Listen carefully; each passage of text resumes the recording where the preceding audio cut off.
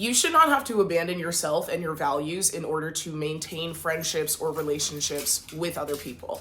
And this is something I'm learning. Yes, this is a fold and yap. Feel free to fold your laundry as well. Do a task so we can both get something done while being cathartic and therapizing ourselves. So basically, like, if you've been paying attention to my videos, I've noticed recently, both in dating and in friendships, that, so I'm a Pisces, which means I am the most likely woman in the zodiac to change herself to fit the image that her partner wants. That's like in a book that I have, okay? And that's a direct quote. And because of that, I give people a lot of leeway to be themselves and be like revolved in their world, because I'm an observer and I'm an outsider by nature. Like, I was raised as an outsider, you know, being the only Black person in like a white community, a white school, a white dance studio. I'm used to knowing more about the other than they know about me, and I'm seen as other. So that's like something that I carry with me in my perspective. I don't think it's always a bad thing, but I think it allows me to see other people's side first and quickly. And then I've started to realize, okay, you know what? No, you do deserve for somebody to at least try to see your side. And for them to not, and you just keeping on, is actually ridiculous. And it is a little bit self-harm. Like, it's destructive to myself. And like, I am allowed to have my standards for respect and my definition for what that looks like and what is reasonable and what is like actually egregious and rude and just really self-absorbed. And those things have to matter. And it's like, yeah, you can recognize that you might be seen as oversensitive. To me, it's just aware and conscious. And I think I'm very fair. And you know what? I've crowdsourced this. Not just my therapist, not just my friends and my family and TikTok. And when I do these crowdsourcing of these things of like, yeah, is this disrespectful or am I crazy? People are like, no, you're not crazy. You're being gaslit by so-and-so. Or like in my last, you can watch my last video for the like most recent dating instance of this, where basically like, and part of the context of that, because people were saying, oh, well, you just like the message, and that's kind of passive aggressive. I would like to add that not only was I at work when I received the last minute cancellation message that was like an hour before he was supposed to start coming, but also I had been the one to bring it up. And he had said at 8:40, I'm coming at, like, he said 9:30 or 10. And then at 8:45, he changed his mind. So to me, that's a little bit erratic behavior, and I'm at work and I have other things to think about. I'm just liking this message. I'm not dealing this right now. Also, he had liked a few of my messages in the past and just left me on like. So I was not going to think he was going to take that offensively. And then from there, again, I was at a party the other day and I literally asked the whole table, and they were like, there was guys at the table too, and they were all like, no, he's crazy. He's nuts. He's not a good guy. Or something to that effect. Like, it was immediate no. It was immediately no from everyone at the table. And like, the guys were like the loudest about it. And I was like, okay, so I'm not crazy. I'm not crazy, because the fact that I had said like, yeah, I don't love flaking. So like, yeah, I guess I wasn't super thrilled about you flaking. And he said, well, I wouldn't see it as flaking. I would see it as a change of plans. And if change of plans isn't okay, then I'm not excited to move forward. They're like, no, this guy's a loser. And so sometimes you do need to hear that. But the thing is, I have been internalizing other people's behavior and been like, well, what could I have done different? Was there something that I did to deserve this? And that's a very natural, like, Pisces thing. Also shows up in friendships where, like, I feel like I'm being punished for having feelings. And it's so interesting to me that, like, me being emotional can sometimes just like really throw people off in a way that I'm like, okay, you guys, I get it. Like, all these people are like maybe not so comfortable with like raw human emotion, but I grew up as a dancer and I lived in LA, and this is just, it should just not be that big of a deal to be honest about your feelings. And I'm like, did I come of age in an area where this felt more accepted? Because this feels like Iceland. Ice queens, ice kings, like when I start to really feel things in a way that I'm like, was it always like this? I can't remember. Or am I just feeling more intensely now? Maybe I am, or maybe I'm definitely more articulate now. So is it that? Is it coming off like too intense? But then I think, you know what? No, I should not have to apologize for actually being very articulate and clear about and again, my therapist tells me, like, you are a hyper-aware person. You are more self-aware than most people. She uses the words like, you are ahead. I see you as a highly conscious. I call you highly conscious when I work with people like you. And you're very aware of other people's like feelings and what you're trying to think about their perspective in a way that like might have to limit your friendships and relationships, because a lot of people just they don't think like that. You know what I mean? And like, it's something I have to really take to heart, is that like, you can't take other people's limitations so personally, even though you're going to want to, because it makes you feel like you have some semblance of control over the way people treat you. But like, you don't. And that is the thing to sit with, maybe. But also it's like confusing, because when you have those feelings of this is bad, this hurts, this feels wrong, or like even just like frustration, like I shouldn't be being treated this way, that's the fork in the road of like, you can either internalize it and make it your fault, or you can try to be like, hey, this has nothing to do with me. I have a hard time sitting with it has nothing to do with me. I think my brain would rather torture itself with 50 ways that could it potentially have something to do with me. And let's explore all of those roads of different ways that it could be my fault, even though objectively, like, in my opinion, I have been being persecuted at the full extent of the law for things that are very normal and like regular. And I would use the word neutral. I would definitely, I think I need to do an active word stew. Comment down below if you know one of those, because you know what I mean. If you know, you know. Pilates, yoga, shit.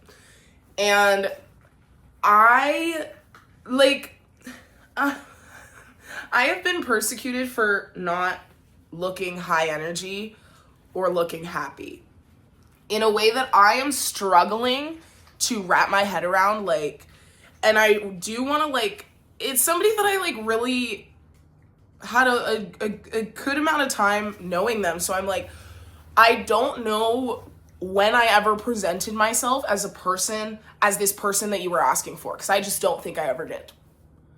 I don't think I've ever presented in like a late night space to be a very like happy-go-lucky, like high energy, smiley, bumpy person. That's really not who I am. And it's not just because like I have a very physical job of like teaching movement. It is that, but it's not just that. It's also like, yes, as a dancer, I'm not just giving that away. And I can't explain that in other terms, really. It's just like, I don't have the urge.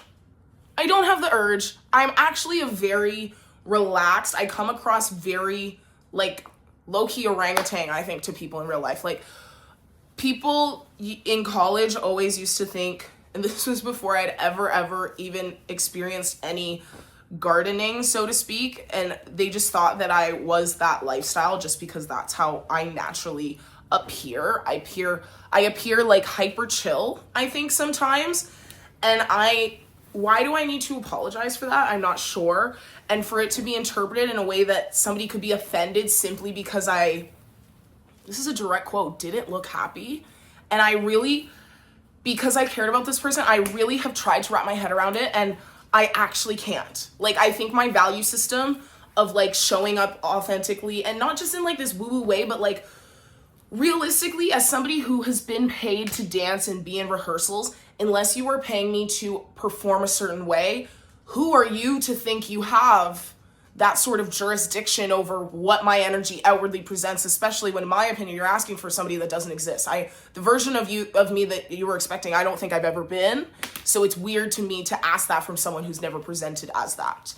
But I really was trying to get in the mindset of how this makes sense, and how me as a person then explaining why I might have been low energy, or like the dynamics of, well, okay, I think there was a man in this place who spoke weird to me. Well, he said a lot of things to a lot of people. And then you start to recognize, and I met a girl in New York when I went to Canyon Ranch on this trip, who said something that I've been trying to like really synthesize, because I think it was really brilliant. Of like, we were talking about like how you can feel sort of stupid for not knowing that a person was gonna treat you in a certain way. And she was like, well, no, because as soon as they showed themselves in that way, you felt weird about it. So you actually reacted quickly. She didn't say it like that, but that's how I'm remembering it, of like, you can't punish yourself for not knowing. And she used an example of like her friend group, like something happened and some people were really okay with it, and she realized like she really was not okay with what these people were okay with, and she had to separate herself. But like, until she saw that from them, she didn't know. So as soon as you see that behavior that makes you feel misaligned, you don't need to feel bad that like you were tricked, because really you're actually seeing the sign, and that's your alarm. If you continued to maybe be complacent past the alarm, that would be a different conversation. But if somebody like really shows you that they low-key don't respect you, and this is my thing, is like, I have to always check in with like my version of respect. I'm like, am I asking for a lot? And this is all I ask my therapist. Am I asking for a lot? Am I asking for a lot? No, you're not. You're asking for something basic, she'll say. So I'm like, okay, but then I keep making myself crazy. Like, how could this be? Is there a way that this could be my fault? Because there's also a difference I'm realizing between like, yeah, there maybe could have been things you would have done differently. And I think this is the key point I'm trying to get at. But those things would require me to abandon myself.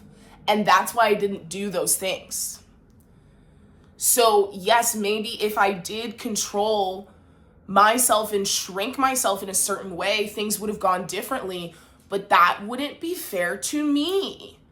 And it's like, you get stuck in this place as the empath and more emotional person of, you're asking me to abandon myself to make you comfortable because there's no space for me and my reality and my truth here. And you've made that clear. That your performance or idea of like the image that this should look like is really much more important than the reality of my life. And that's crazy, because we've known each other for years. That's a little crazy to me. But when I brought this up, my emotions were overwhelming. And the words were, whoa, this is a lot. And I wasn't even like crying heavy, in my opinion. But yeah, then I was accused of getting angry and like yelling. And I was like, dude, I'm not even yelling, but you have yelled. And she was like, yeah, that's because I didn't feel hurt. And it's like, okay. So again, I don't get any space to breathe, but you can. And this is a common theme that I'm seeing. I'm seeing with different people who have been in my life or around my life, whatever. And I think it doesn't necessarily make them a bad person, but I don't think that they're seeing or trying to see things from my perspective in the way that I am trained to see in other people's perspective as the generally only Black woman in the room.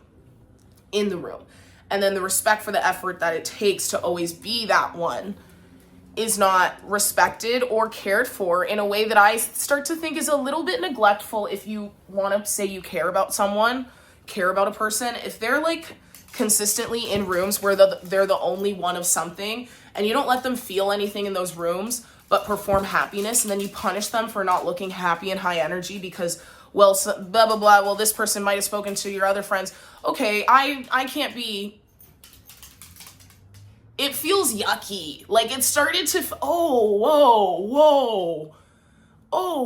My effort to be here has been completely disrespect. Because I said, well, you know, I made an effort to show up for you. She said a lot of people showed up. So that to me is like, I don't know how you construe that as anything but you don't respect my presence or my effort to show up in this space that I wouldn't be in if it weren't for you. This isn't really my vibe. When there's young white boys in a space bumping and jumping, just like, can I get a little, you know, good for you, you showed up. Like, I'm a Black woman. Can you, hello. can we just like maybe conceptualize anything about what it might mean for me to be in this space and be spoken down to by a white man? No, we can't. Because my energy doesn't matter. And so that's how I've been feeling lately. And then you internalize it and go, well, why doesn't it matter? Do I deserve it to matter? Maybe I don't deserve it to matter. Maybe I'm asking for too much. Maybe this is too much. If I feel so misaligned and like I'm shrinking and having to abandon myself to be in these spaces, because you should be able to tolerate that your friends are different than you and that people show up differently and have different energies and have different experiences, specifically when we're dealing with people who are marginalized. And it's not like I want to make it all about race, but sometimes you force me to when you're being so ignorant about the reasons why I feel uncomfortable. And I'm 27 and I don't think I can not say those things anymore. I think it would be a little bit self-abandonment to not say those things out loud. Because why do I always have to carry the weight of the unsaid things and the things that you don't see because you don't get it? I can't always be expected to carry all of these things. And it's the same thing in relationship. And like, guys will make you feel like your expectations are just simply unruly and unreasonable, and they're so basic. And then you start to go, well, I guess I could have. But then I'm like, no, I don't think I can. And it's the dichotomy of me. Like, I'm very emotional and sensitive and like empath, like worrying about what other people think about me and how they're perceiving me. And on the other side, I really am very fuck you. Like, I really am very, are you 12? What is wrong with you? Are you insane? Like, I have that so much in me, and it gets triggered by the like subtle, silent disrespects that I'm expected to tolerate. And then they get more egregious. Not all of it has been subtle, truthfully. A lot of it, in my opinion, has been quite egregious. Like, homegirl who didn't tell me she didn't want me to come to her wedding but kept emailing me, and I booked a hotel in a different country halfway across the world for a lot of money just to check in. And she was like, oh, then you thought you were still coming? That's cute. I didn't think you were still coming because I thought you'd be uncomfortable. She didn't ask me. She didn't take me off the email list. None of these things. I have been really disrespected. That's not my main grievance, because it hurts more when it's like people you're closer to. So I do feel like people have an inability to sit with complex emotions. But the thing is, for me, and I feel like I've been being made to feel like that is a lot and that is too much, but really it is just the truth. Like, these things that I'm feeling and saying, they exist anyway. And the undercurrents of relationships exist anyway, whether or not I say it out loud. But if I don't say it out loud, then I get to carry it for the both of us, because you might be a little bit more self-absorbed and a little bit less self-aware, and you give yourself grace where you give me none. And it's always people asking me to understand why they're asking so much of me. But when I have any issue with that, oh, whoa, that's a lot. I'm no longer interested in moving forward. Whoa, this is overwhelming.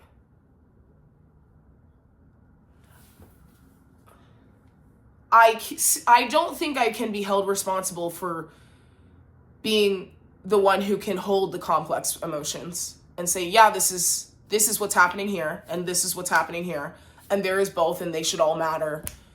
And I'm too difficult for saying those things, because only this other person's reality gets to exist, and anything that slightly challenges this person's reality of you and their like assumption that they've made about, or whatever that they've built, and the idea that you don't get to have any boundaries or standards, like, as soon as you start attacking that, or no, as soon as you start to say how you feel about that, they view it as an attack on them. But it's like, no, you don't get to just say like, this is the way, and I feel no ways about it, because I do.